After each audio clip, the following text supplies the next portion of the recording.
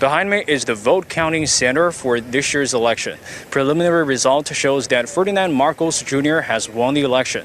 Marcos will be the Philippines' 17th president after the formal confirmation from the Commission on Elections and the Congress.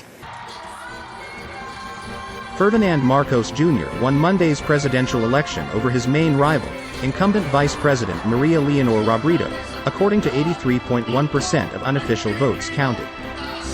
Marcos' running mate, Sara Duterte Carpio, the 43-year-old daughter of outgoing President Rodrigo Duterte, also won the vice presidential race. Filipinos voted to elect a new president, a new vice president, 12 of the 24-seat Senate, and over 300 members of the House of Representatives. Poll body data showed that 65.7 million voters registered for the 2022 elections. Over 18,000 national and local positions are up for grabs.